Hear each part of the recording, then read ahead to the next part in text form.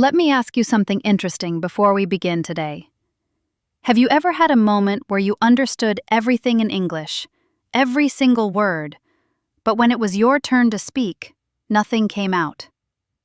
Your mind suddenly became empty, like a blank page.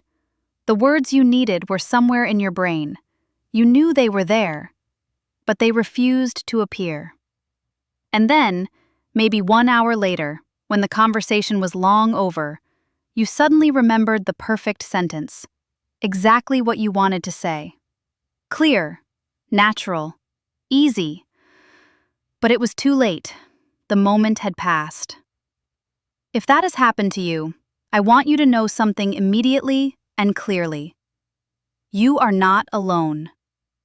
This is one of the most universal experiences among English learners all around the world, in every country, at every level. And it has a name. It has a reason. And most importantly, it has a solution. Today we are going to talk about all of it. Why this happens, what is actually going on inside your brain in those moments, and what you can do, starting today, to begin fixing it. By the end of this episode, you are going to understand something very important about the relationship between confidence and speaking English.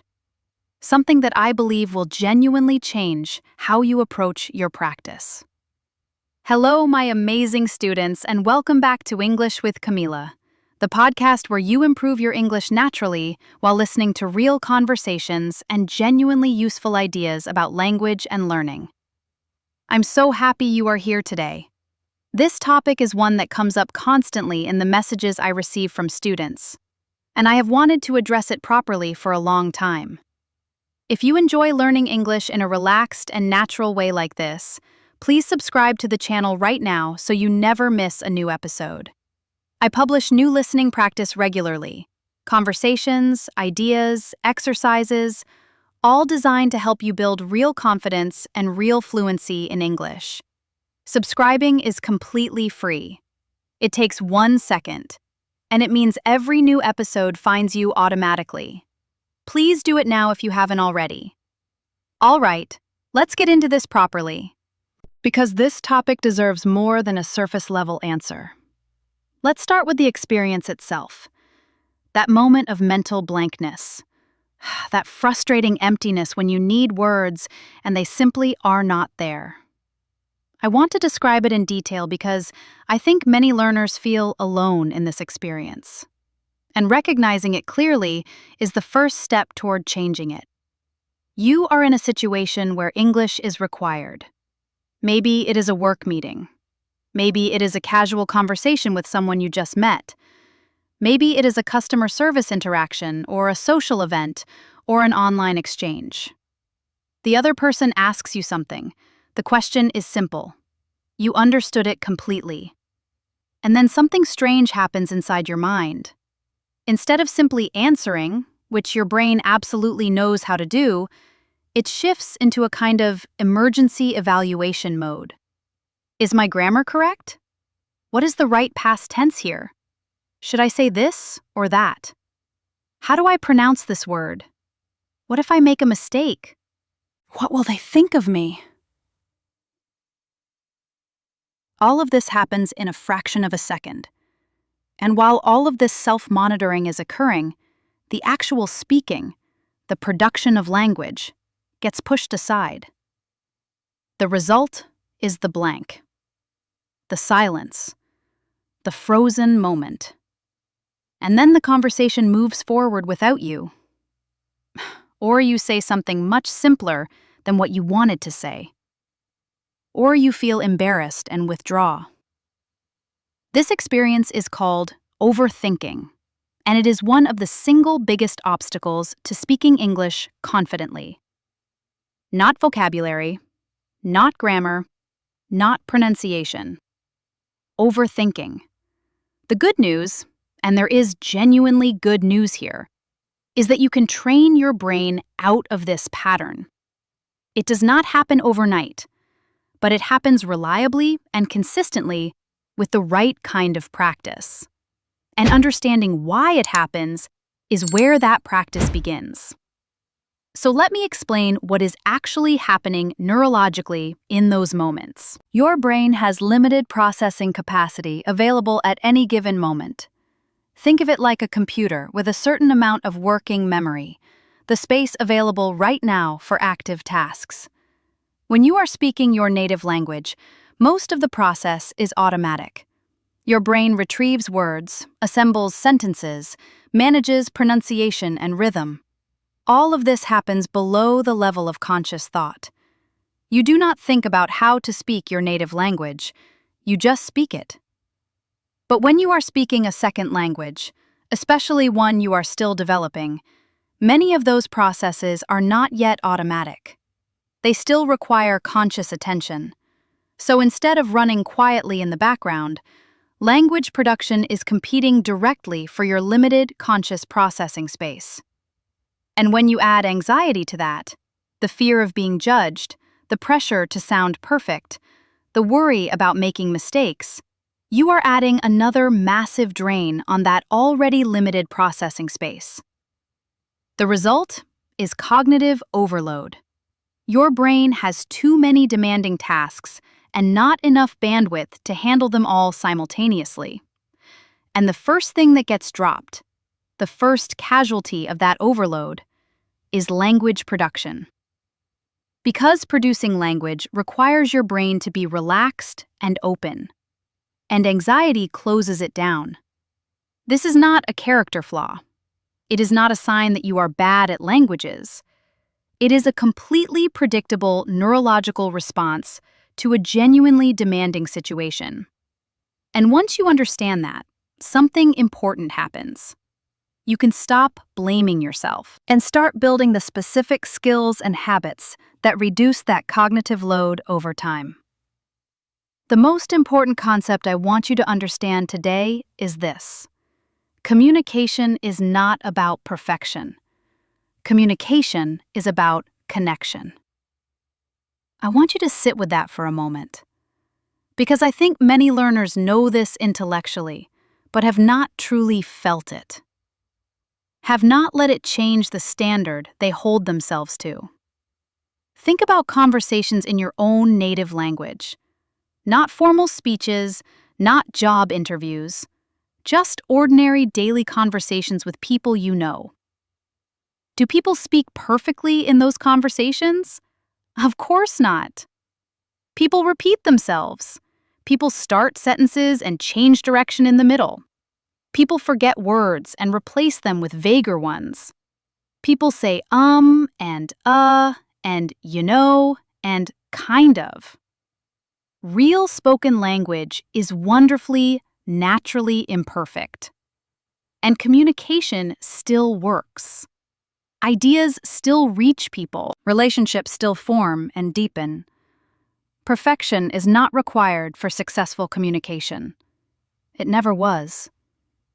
It is a standard we impose on ourselves in a second language that we would never dream of applying to our first. And when you begin to genuinely release that standard, when you decide that clarity and connection matter more than correctness, your brain immediately has more space to actually produce language. Less anxiety, more bandwidth, more fluency. Now I want to think about this through the lens of how children learn language. Because children are the most successful language learners on the planet, and the reasons why are instructive. When a very young child begins speaking their first language, their sentences are far from perfect. They put words in the wrong order. They use the wrong form of verbs. They invent words when the real one is not available. They simplify everything. And what do the adults around them do? They listen. They understand. They respond. They celebrate every new word and every new sentence, imperfect as it is. Nobody tells a 2-year-old, "Stop. Your grammar is incorrect. Practice more before you try again." The child is simply immersed in the language, attempting communication constantly, receiving feedback naturally through responses and reactions, adjusting slowly without even being aware of it. And the result? Full fluency in 3 to 4 years. Learning English as an adult is not identical to this process, but the core principle is the same. The more you use the language, imperfectly, bravely, consistently, the more comfortable your brain becomes with it. Confidence does not arrive before practice. Confidence grows through practice. And every small moment of using English is a deposit into a growing account of real experience that slowly, steadily, shifts how your brain relates to the language. Which leads me to something I want to address directly: the topic of mistakes. Because I think the relationship many learners have with their mistakes is quietly sabotaging their progress in a way they are not fully aware of. Most learners treat mistakes as evidence of failure, as proof that they are not ready yet, as something to minimize and hide and be ashamed of. And because of that, they avoid the situations where mistakes might happen, which means they avoid speaking practice, which means they stay exactly where they are. I want to offer you a completely different way of thinking about this. Mistakes are not failures. Mistakes are information. Every mistake tells you something specific and useful. It shows you exactly where your brain's automatic processing has not yet formed. It points precisely to where the next growth is available. A mistake is not a wall. It is a signpost. When a child falls while learning to walk, we do not decide they are bad at walking.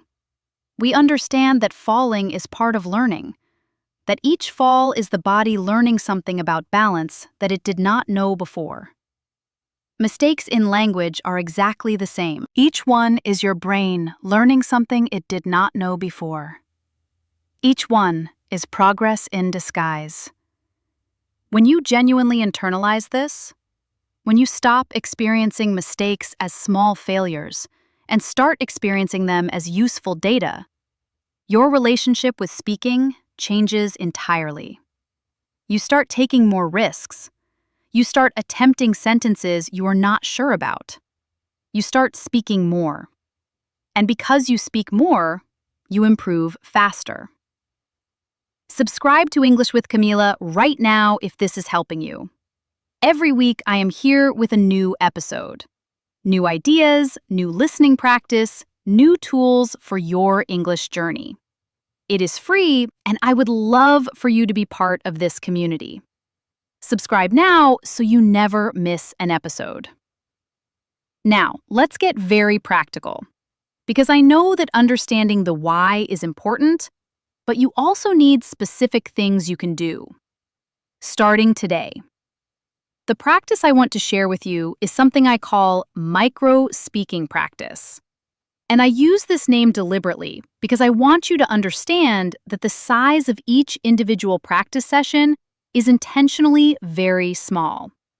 We are not talking about long, formal study sessions. We are not talking about finding a language partner and committing to weekly conversation hours. We are talking about tiny moments of speaking English woven throughout your existing daily life. Why small? Because small is sustainable. Because small removes the psychological resistance that comes with big, formal commitments. Because small, done every day, beats large, done occasionally in every measurable way when it comes to language development. And because the brain builds automatic language patterns through frequency of exposure, not through the length of individual sessions. Let me walk you through specific moments in your day where micro-speaking practice can happen naturally. The first moment is the very beginning of your morning.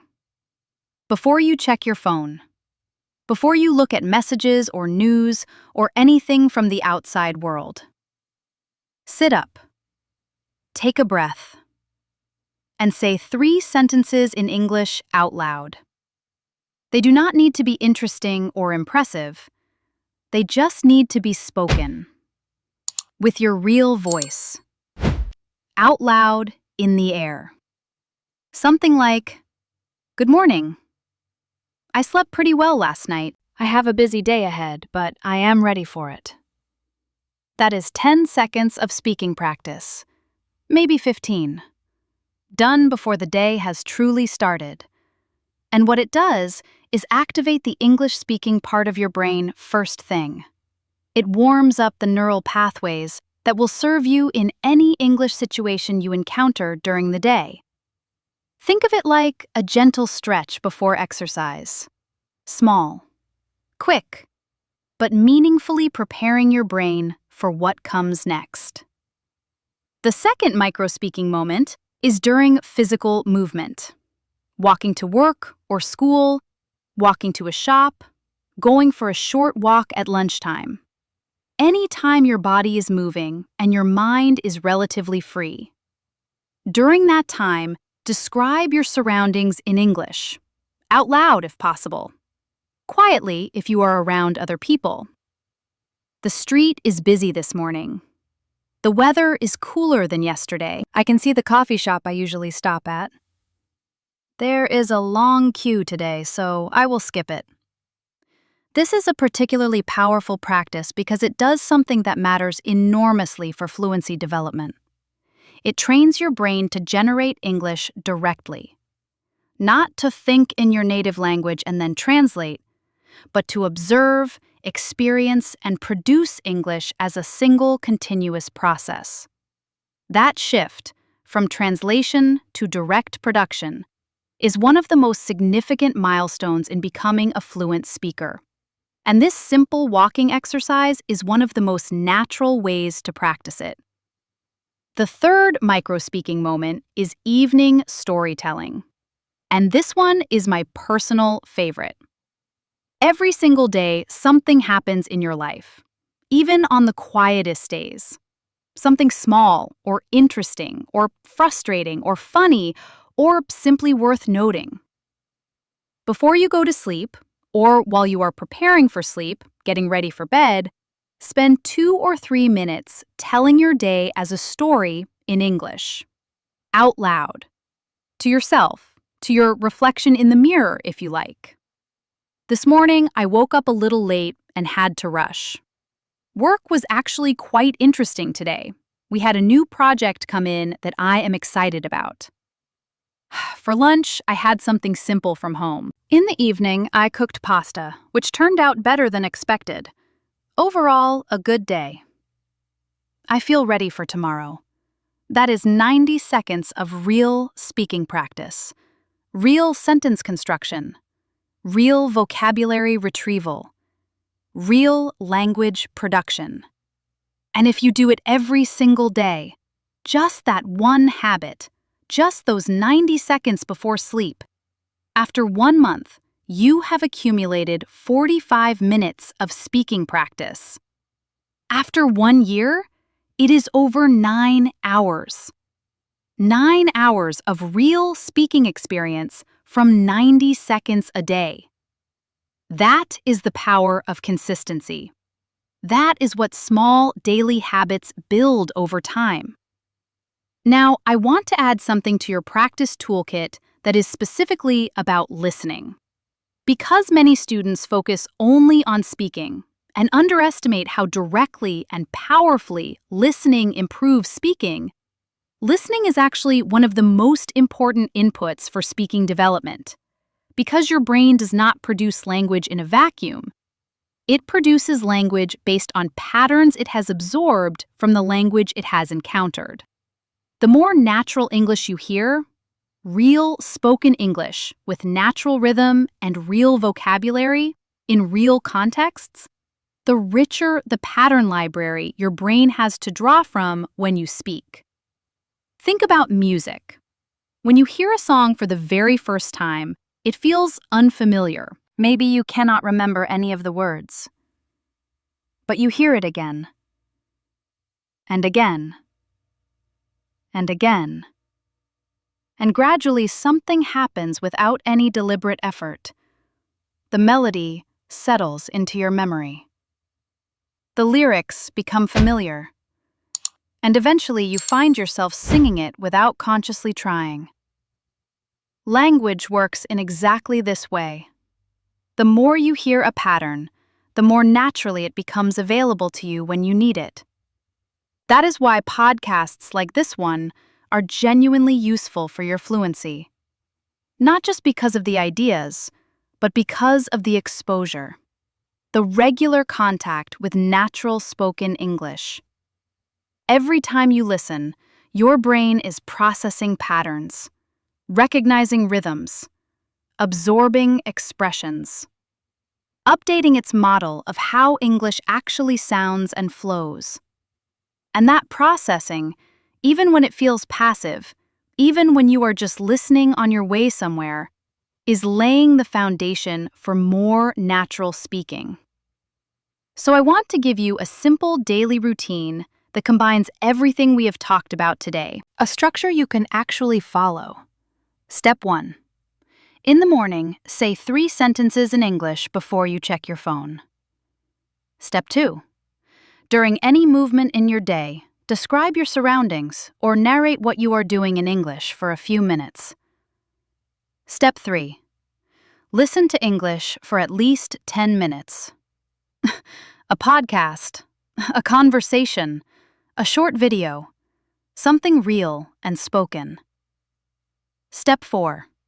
Repeat a few sentences from what you heard, out loud, with your real voice. Step 5. Before sleep, tell your day as a story in English. 2 to 3 minutes. No notes. Just speak. The entire routine, all 5 steps, can take less than 20 minutes spread across your day.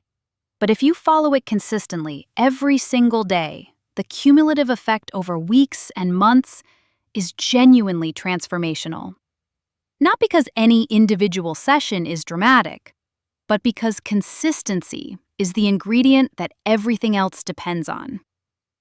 Many learners study very hard for a week and then stop. They experience a surge of motivation, do a lot, and then burn out or lose focus. And then they start again a few weeks later. And stop again. This stop-start pattern is one of the least effective ways to develop a language, because the brain builds language patterns through repeated, consistent contact, not through occasional intense bursts. 10 minutes today and 10 minutes tomorrow and 10 minutes every day after that is incomparably more valuable than 2 hours on one day followed by nothing for 2 weeks.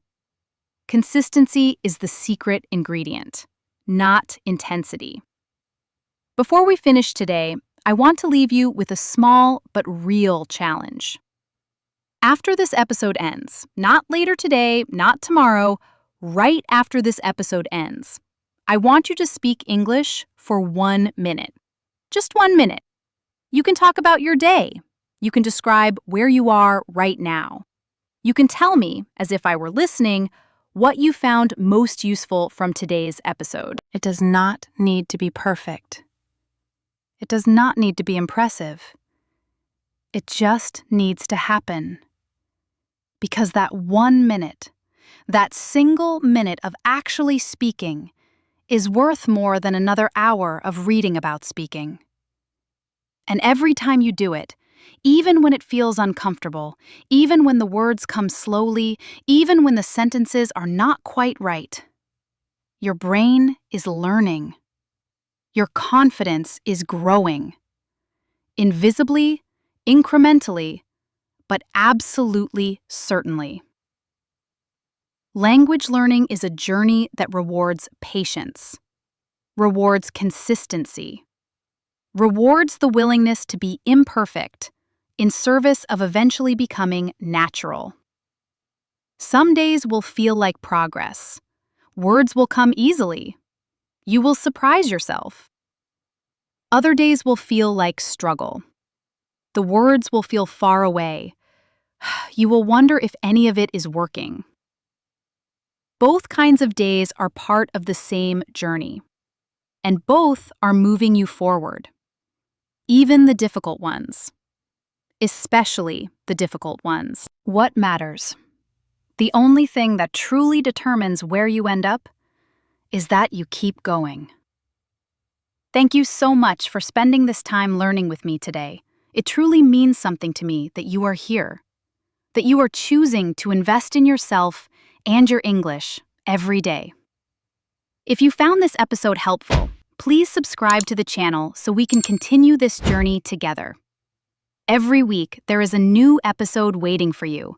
New ideas, new practice, new steps forward. Keep practicing every day. Keep listening, even when it feels slow. Keep speaking, even when it feels imperfect. And keep believing in your progress, because it is real. It is happening, even on the days when you cannot yet see it. I will see you in the next episode of English with Camila.